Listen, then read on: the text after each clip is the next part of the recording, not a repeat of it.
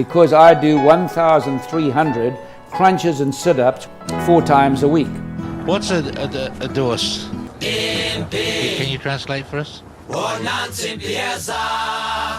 of the gold medal and the champion golfer of the year is Ernie Els.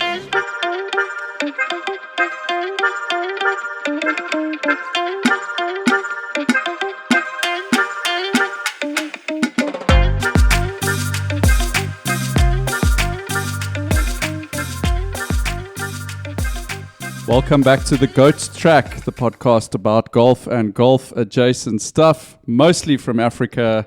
Playing a 2-ball today in our shortened format, JDV. Clock is ticking. Yeah, how's get it the going? Stopwatch. Get the stopwatch going. T, I'm excited for this one. I think as part of the shortened format, we're gonna skip past the obligatory banter about what happened at the Open and about what's going on in our golf games, etc. Well, what are we talking about today, JDV? So T, you put up a video where I would say seemed like the wisest man alive. Basically gave a bit of a monologue on the par 5 at Princess Grant before striping a tee shot. And I mean, those sort of sages you only come across every now and then in your life. And you sort of posed the question of, these sort of very pleasant surprises you can sometimes get when you get paired with, people that, are either playing as a single or you playing as a single, and they're like, okay, well, we'll put you with a couple other guys that are also looking for a game. So I suppose the idea came from the gentleman that you met at Princess Grant to discuss more generally the pitfalls and highs and lows of being paired with randoms. Yeah, 100%. So guys, this episode is on random pairings, and I really, this is the sort of episode where we really want to get guys' feedback. So please do contact us on your thoughts and your stories on your random pairings. I'm sure we'll try and put some sort of video together for this episode. We don't have the cameras rolling on us today, but in person, I think that's important to say. We are in person. We're in I don't even know what we call this venue again. This is one of our 6 alternate venues that we use, but we are in person. So, JDV, we're gonna just discuss today this idea of getting paired up, and I think, just to go back, guys, drop us a WhatsApp, go onto our Instagram. You can join our WhatsApp community on Instagram. Drop us a WhatsApp or DM us on Instagram, drop us an email, thegoat.trackza@gmail.com. I think I got that right. Maybe. Yeah, sounds about right. Drop us an email. There's definitely guys who got stories on random pairings. Okay, but I think the reason I proposed it to you is that, and I mean, I'll get straight into it. Everyone has different philosophies around what they want to get out of a game of golf. And for some people, it's a time of just like spending time with mates and having like those deeper conversations, relaxing. For other people, they may be wanting to do like a solo walk. It's more of a solitude thing. I think there are a variety of like things that people want to get out of a game. Some people are deep into performance, and they're, counting stats and that. And I think what has happened, and it must have happened to most people who've played golf before, is that you are not playing in a 4-ball. Maybe you are playing, often what happens is it's 2 of you, and either the guy in the pro shop informs you before, or when you arrive at the pro shop, or sometimes it happens on the tee. Or sometimes you get like, it's a slow round and you catch up with someone, or they catch up with you and say, I'm just going to join you guys. Yeah. You're like, okay. So sometimes, and I think often it's quite a surprise, and I think this is a big factor into your reaction and your spirit and level of enjoyment of being paired with random people. So that was the origin of the topic. But it also, what it is not, is it's not a case of you going and playing a round of golf with your mates and they bring a friend along. That's not the randoms we're talking about. It's not like meeting someone for the first time, but that's a friend of someone else in the four ball. It's like genuinely like a complete stranger joining your four ball, or Complete you joining stranger. like a two Or ball two of strangers. Exactly. Yeah. That's what we're talking about. Yeah, this is what we're talking about. Okay, so I'm gonna throw it to you and say, like, from your personal I don't want to talk about experience now. I want to talk about, how do you feel about, in general, about when you go to the golf course and want to play golf? What do you want to get out of it? And is, when you're approached with this scenario, what is your initial reaction around getting paired with a random? Like, when you get like told on the tee or in the pro shop, or does it depend on the day? Does it depend on the type of round of golf, whether it's like a twilight round or whether it's like a round with your mates? Like, your initial reactions around when it happens. I'm generally nonplussed about it. I don't mind. I suppose, Club Champs is a good example. Monthly medal, you're often getting paired with other club members that you haven't met before.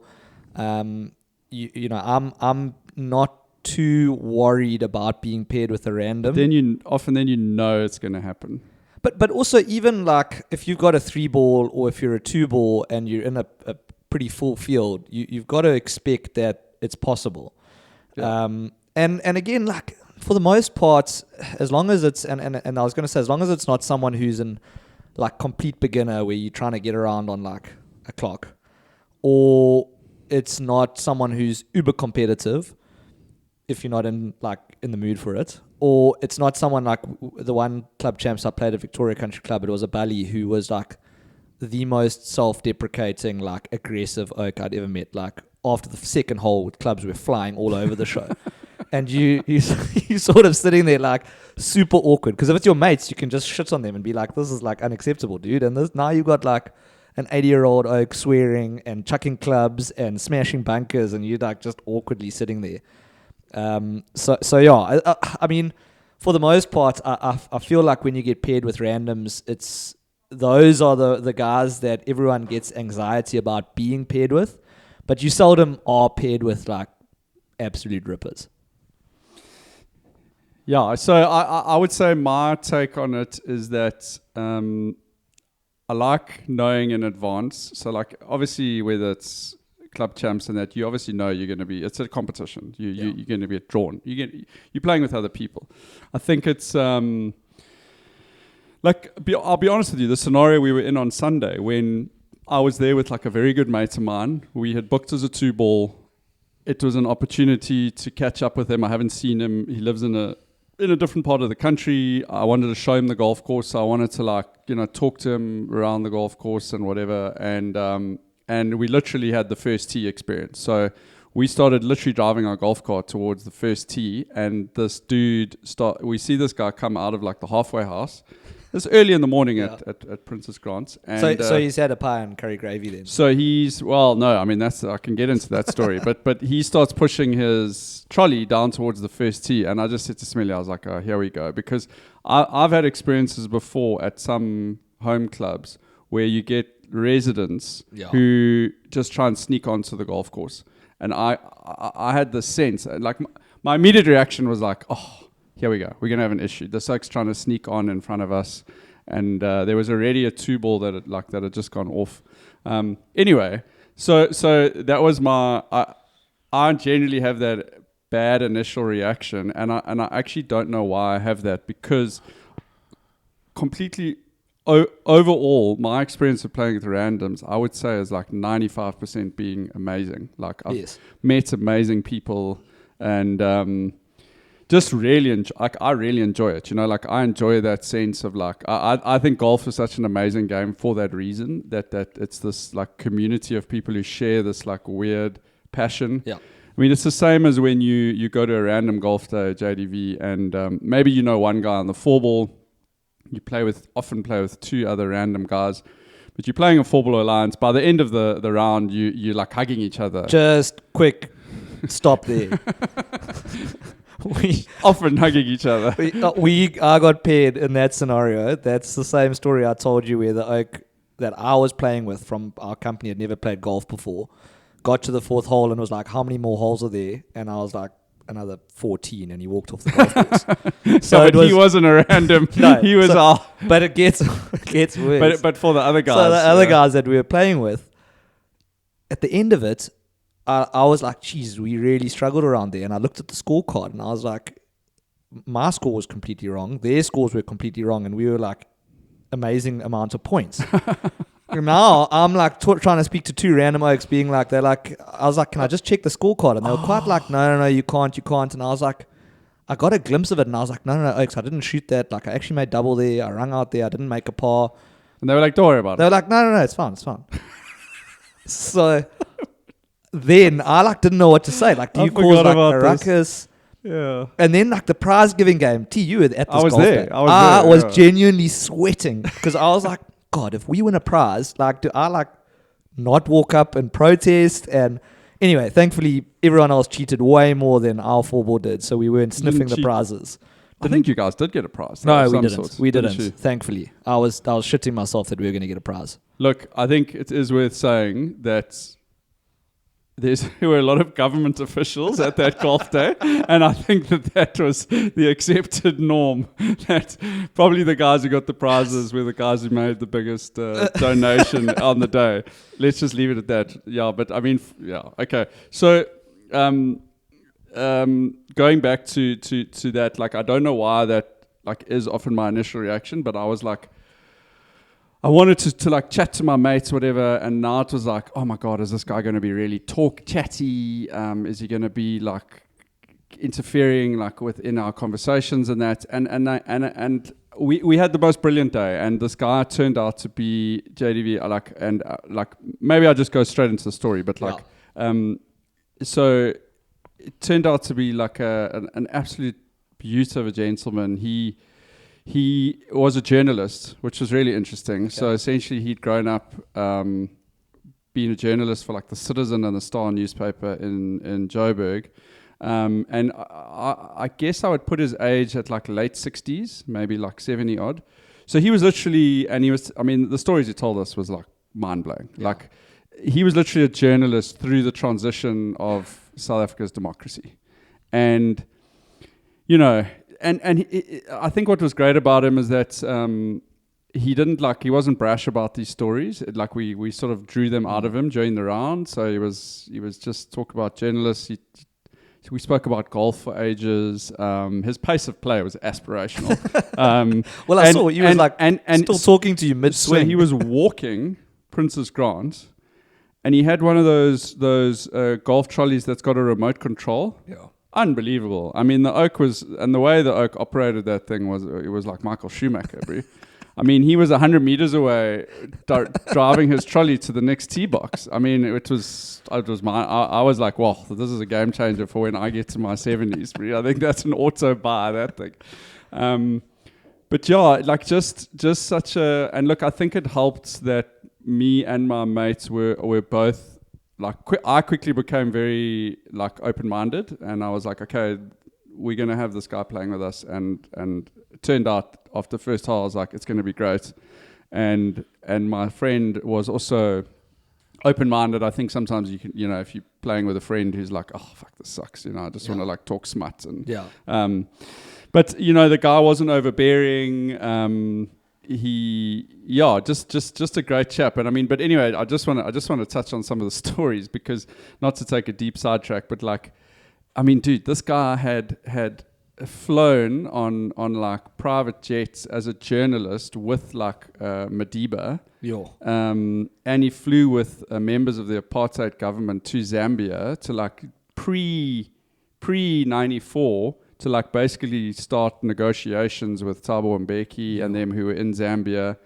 He worked on when Mandela was on his election campaign. So like when he was freed from jail, he was there. I mean, he was there at these pivotal moments. He traveled with him during his election campaign.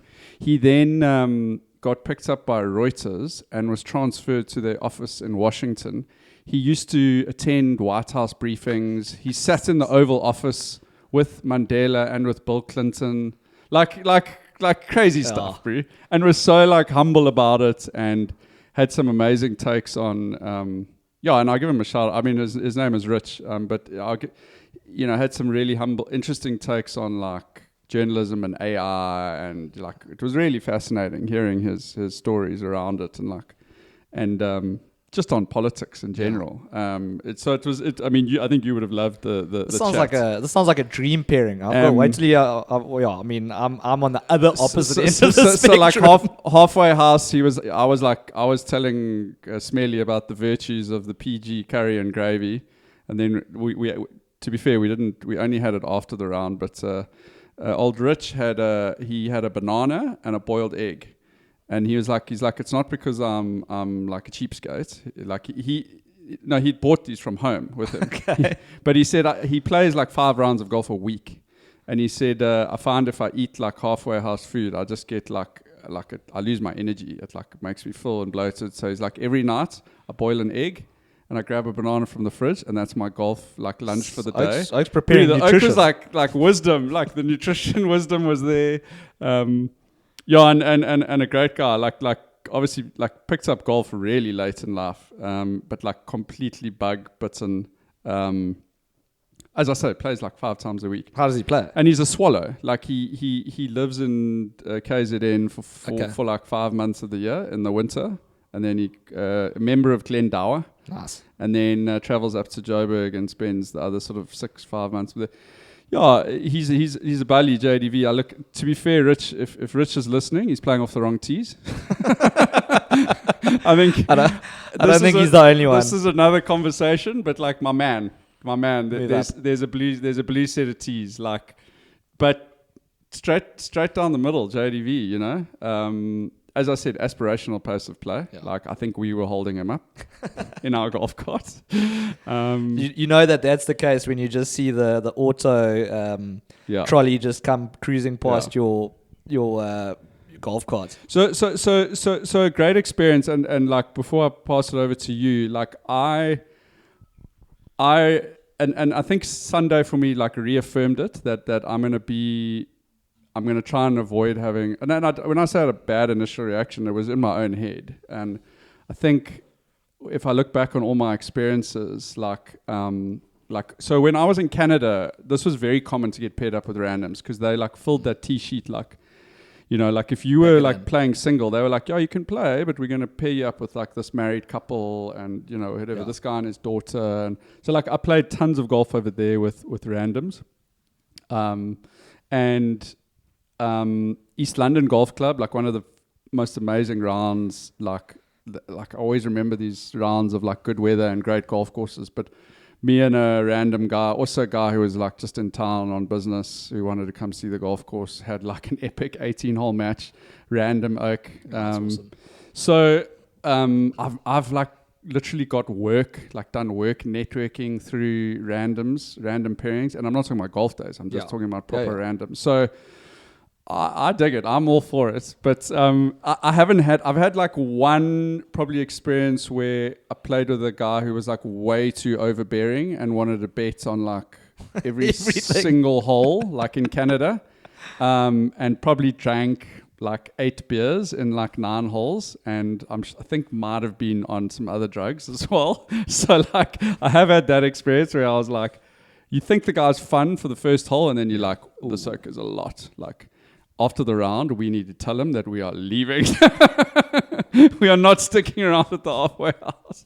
Okay, but I want to hear your take and your story. So just after that round on Sunday about how excited you were to be paired with randoms, I remembered the story about, and Kloof Country Club's going to get another drive by here because this is where it happened. We got paired. There were 3 of us playing a round of golf. It was just going to be a 9-hole round, 9 holes. And there was a guy like lurking in the clubhouse when we sort of, the pro shop, when we went to go and put our names down. And he sort of said, "Hey, are you playing a 3-ball?" And I think he had been waiting for a gap and said, no, I'm just going to join you. So we were like, oh, okay. So anyway, first tee comes up. I'm going to just, because I'd forgotten how bananas this was, I had to go back into my WhatsApps to try and find we recounted the whole story onto a group in 2018, and I went and managed to find the thread. So shout out WhatsApp if you want to try and find these stories. That's aspirational backup strategy you have there, JDV. So just to give you an idea, and I'm going to sort of jump up and down here, but the first thing I said, let me run you through his attire, just so that you knew what we were faced with. So the firstie, this guy's about 60, 65, like lanky, but like very, very scruffy. Monster Energy drink flat cap. Wraparound sunglasses, yellow lenses. Oh, yes. Super baggy untucked shirt with a sleeveless jersey. Oh, yes. Those, the sleeves that I wear, the sports sleeves. Oh, my God. This Massive, sounds steamy. Massive wooden cross necklace. He had his wristwatch was tied to his belt. The laces of his golf shoes were tucked into his shoes, and he had lost all of his spikes in his golf shoes. So I mean, he would fit. Sounds like he would fit in on like the Las Vegas Strip, but someone who's lost all their money multiple times on the Las Vegas. But that's what I mean. Yes. Like when you go to Vegas, like sorry, I don't mean the Strip. I mean like the adjacent Strip, like a couple of roads parallel to the Strip. Yeah. It sounds like he'd be in one of those offbeat casinos. He's been through some shit, and he's now like managing a motel, like in his part time. I'm going to shout out the guys I played with because they come up a couple of times in the story. So Stig and Noldy, I'll just leave it at their nicknames for now. We're playing this with me. Now, Stig is quite like a crowd-pleasing, like very like affable guy. Noldy, very good golfer, very serious. And they're two very different approaches to this guy because I think he immediately gravitated towards Stig, wanting to like suck up that energy. And Noldy, I think, from the second box was having none of this oak. And it's just important to note that as the story goes on. I've also just said, Stig was convinced he was going to rob us on the 14th. Okay, wait. Just set the scene. Are you walking? Are you on carts? So the three of us are walking. Okay, so is he on walking. a cart? No, he's also walking. So we're all walking together. So has he got a trolley, like a push trolley? I think he was carrying his bag. Oh, his bag. He had like an old leather bag and like a cotton glove, almost like a cotton golf glove. Now, the strangest thing is that the oak was actually like a pretty flipping solid golfer. He had also... Was he... Was he trying to... was he like trying to hustle you guys? Because it sounds like potentially those guys who sits on the edges of basketball courts in like I don't think Los Angeles, and they're like, I used to play, but... And then they just like shake you down for like a couple of buffaloes. No, I don't think we had any of those... but no bets. Okay. No bets. But okay. But yeah. So I mean, he was weathered. Was he very chatty? Well, I mean, put it this way: going down the first hole, his opening gambit was to tell us that his older brother had run off with his wife. So that was literally his opening gambit, first hole story that he's telling us. Noldy was feeling a bit hungover. He said, no, well, the easiest way to lose your hangover is to just drink half a bottle of brandy through a straw. So then he tried to get Stig to drink some of the vodka that he had in his golf bag.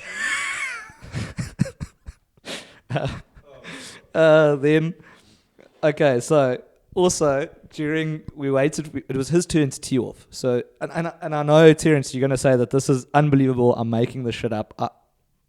I promise you all of this happened. On the one tee box, we're literally waiting for this oak to tee off. We've all teed off. It's his turn to tee off. He stands on the tee box about to tee off.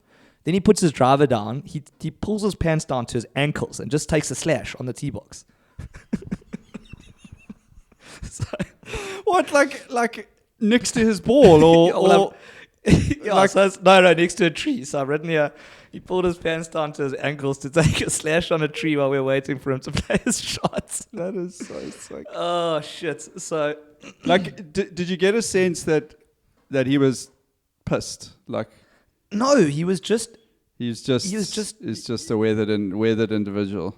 Yeah, I mean, some of the other weathered. Some of the other things he told us, he said he's got 5 German shepherds, which he keeps on a strict diet of raw chicken necks and vegetables. Of course. And then he also tried to tell us that he was a vegan. But I'm gonna just wait for this because These were the two most ridiculous things that happened. Okay, so All of this. everything else was normal. So, Everything else so was leading up to I this. don't know if he was trying to like suck in and be the center of attention, but you know the par 5 that goes up the hill at Kloof, the 415th.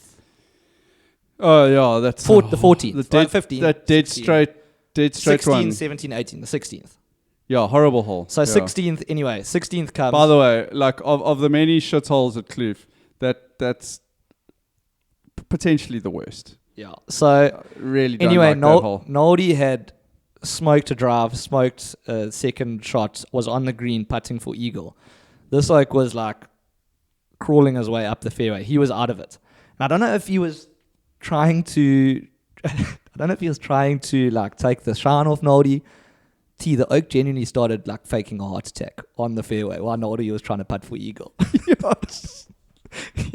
he clutched his heart and he fell to the ground and he's like, and Noldy was like sitting there with his putts like, this oak, I can't believe this oak. He's like, I'm trying to putt for eagle. So we were like, do you want us to? We were like, do you want us to call? Do you want to like? We're like, you're right by the clubhouse here, dude. Do you want to just call it? So, but by this stage, Noldy was also so far gone. He was So like, over him. He was like, if this oak's actually having a heart attack, Like, I don't great. give a shit. Like, I'm fucking putting this eagle. So this oak like is like collapsed in the fairway while Noldy's trying to make his eagle putt, and just muttering under his breath. Stig is like running back to the oak, like, hey, do you want us to call you an ambulance? Like, let's just get you to the halfway house. Pro shop, yeah. No. This like grits his teeth. He's like, I'll finish with you guys. I'm going to play these last 2 holes. Well, thank God he did. Again, you're not going to believe this. We get to the 9th. Okay. Sorry, the 18th. I'm assuming Noldy didn't make his eagle No, putts he after, didn't. after And, he all was, this. and you know what he blamed on Yeah, it. yeah. The distraction. Motherfucker. So we get to the 18th hole.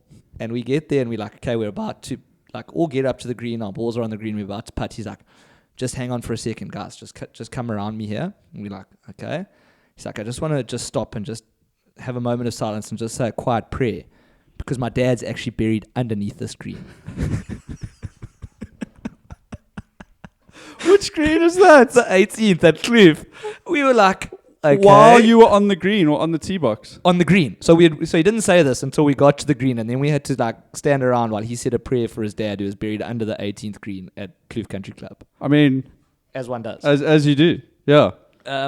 Yes, so anyway, I went back and I was like, and this is how I sort of started this thing. I said, holy smokes, possibly the strangest oak ever joined Stig, myself, and Nolden today for golf at KCC. Stig and Noldy, sorry I ducked shortly after the round, but after he started a story about selling illegal cigarettes from Mexico, I was done.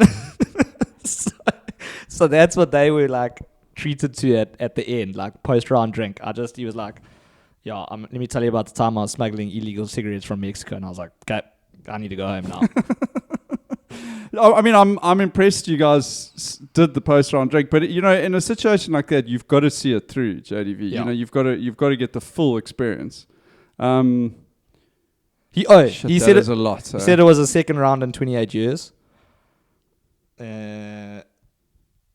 So that is probably. I mean, it almost like you at one stage. It's sort of the scenario where you're like, are there cameras on us? Do you know what I mean? Like, well, that's what it sounds like. Leon Schuster movie. Like. Exactly. I just could not believe that this oak was legit. So anyway, that is my story about being paired with a random. But I think that is amazing. Like in hindsight, it's only 9 holes. Yeah. You know what I mean? Like that's the sort of story you'll remember. You'll remember forever. I'm just picturing like almost like self-tanned. You know, like it's like super weathered, yes. like leathery skin. Oh man, it was something to behold. Was but I mean, he- but was again, he- like square that all with the attire, that monster flat cap. was he chuffing out there? I think he must have been. Yeah. If he was smuggling Mexican cigarettes, he was definitely chuffing. I mean, it sounds like he had a few chuffs in his day. But that was 2018 T. I mean, I'd forgotten 80% of that until I found that WhatsApp story that we had well, I sort of mean, related. that shows you the value of journaling, JDV. It does. The big takeaway from today's pod. Always journal. Oh, that is so good. Wow. I mean, sometimes I can, with the way you're describing that guy, like, I know exactly that type of human in life. Like that person who's just, they need like attention. Yes. Like they need people to like listen to them and hear their stories. Like when the guy hits you with like, like my wife ran away with my brother on like the first hole. fairway. Yeah. You're like, okay. Here we go. Buckle up. Strap yourselves in, boys. This is going to be good. But that's how I mean, this couldn't be more opposite. Well, that's why when you told the story, and you're like, we had to draw the stories out of him, and just a humble guy. And I was like, hold my beer. Guys, please gather around me. Please. I mean, by that stage. So, that's so good. I mean, is there, obviously, was it a case of your guys' bullshit-ometer was so loud that you didn't ask him like how his dad ended up getting buried under the green, or were you just like another one of 100 stories? By that stage, we were just rolling with it. We weren't asking any questions. I think feeding the fire was not what we were trying to do. Disappointing to some degree. I mean, I think honestly we were pretty shell shocked for most of that 9 holes. I love the idea of your mates like the eagle putt and the oak like doubled over on the fairway, and he's like, "Fuck it, I'm fucking putting." Yeah, he's like, "Fuck this!" He's trying to steal my thunder. He's trying to steal my thunder. Yeah. I just picturing the guy. I mean, he sounds like a character out of something about Mary. Like, Yes. do you know what I mean? No, it was like cartoonish. Yeah, that's so sick, bro. It's the sort of thing I'd expect. Like if you played it like bluff, Yes. like there's a lot of those sort of oaks around. Or Toti, shout out Toti Oaks. JDV, that exceeded my expectations. It's a great story. So in general though, like with randoms, like what is your sort of feeling on like how you're meant, like how you should approach the round, or like that's a very extreme case. No, extreme. But like. Or even if like, let's say sometimes people might think that you're the random, like, so like I've done that before where I've played solo and like, then I get paired up with like a father and a son or whatever. Like, I mean, maybe on an etiquette side, what do you think like random should or shouldn't do, especially when it's a 2-on-1 scenario or 3-on-1 scenario in your scenario?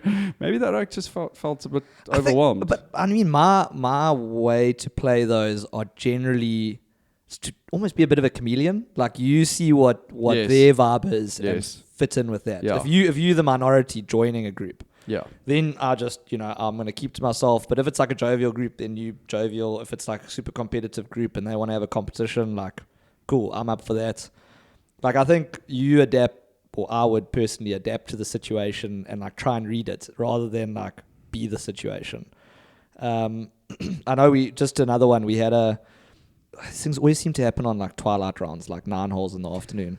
I think so. But we had another one where we played, myself and a mate were playing at Beechwood, and then 2 lighties, like probably sort of in high school, decided they were going to join us as well. But they wanted to play like a competitive match, like match play for bucks. So we were like, yeah, okay, cool. I mean, if you guys want to. And my God, did they find a lot of lost balls. Let me just put it that way. And like in critical moments. In their match or against you guys? Against us. Oh, and like, so they were hustling you. It was like, firstly, they were uber competitive, and we were like there to play a bit of a twilight round. Yes. And I remember the one hole in particular. I think it's I'm trying to think. Is 18 the par 3 at Beechwood, or so it would have been the other way.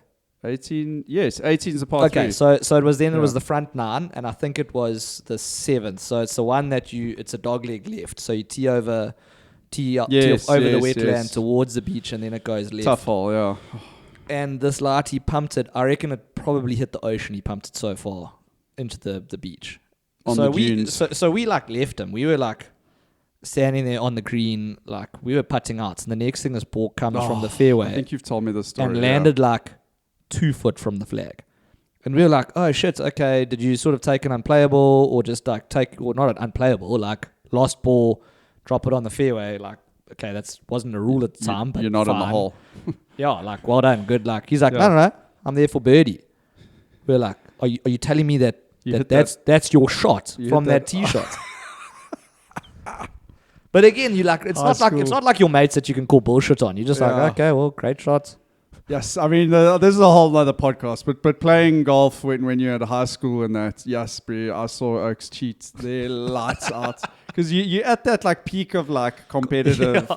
Man, the stuff I saw, I think I told you about my mate who we found was teeing the ball up on a tee in the rough. Geez, how's that getting driver out of the rough? That's fucking impressive. On a tee, bro. No, JDV, that was world class. So I think like takeaway is that like in general, randoms can be A breath of fresh air. a breath of fresh air, put it that way. You can get a great story out of it.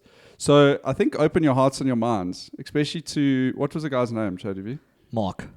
Especially to Mark. If you come across a Mark, Yeah. don't fight it. Like just breathe it in.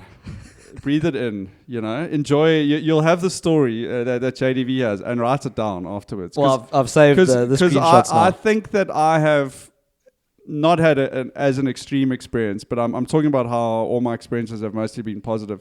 I definitely played with like similar-ish type of person when I was in Canada. Like I think the person I was telling you about who had about 10 beers in 9 holes and was like wanting to gamble on every putt and like, you know, would like laugh at you when you missed a shot and like, you know, just like where we were like literally wanted to throw the oak in the pond by the end of the round.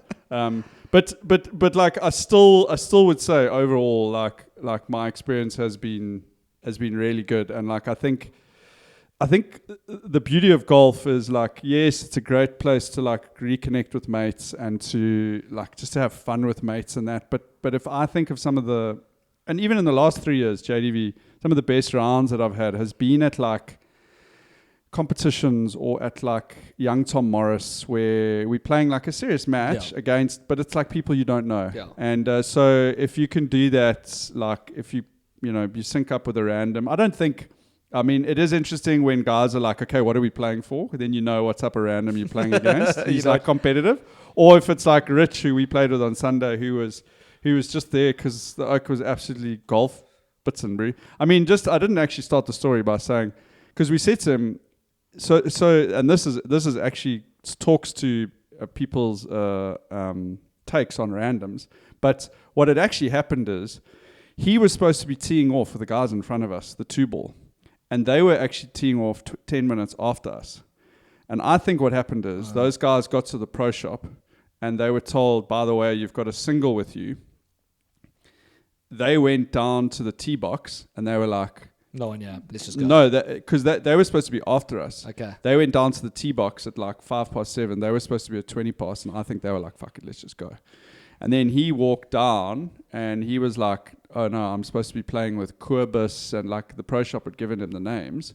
And classic Corbus move. And so the first tee guy drove, down to them or whatever, and then he came back and he said, oh no, they said that they're in a hurry and they can't play with anyone else. And it was like, obviously they weren't interested in playing with the oak. And he was like, and at the halfway house, and Rich, nicest oak in the world, but he went up to their table and he said, hey, are you Corbus, like nicest oak or whatever? He's like, oh, I'm so sorry I didn't get to play with you guys today. He like in a nice way. Graceful way. In a graceful way, he made you. them feel a bit shit. And let me tell you, those oaks missed out because it was a great experience. So great pod, JDV. Nice, a little bit over our deadline, but we get there. We're getting there. Shout out to Mark or Mike. Mark, from Cliff. I wonder if he's still around. If not, and you see a little bump on the 18th. Yeah, I was going to say, I think he's buried under one of the greens. Buried under there. Cheers, guys.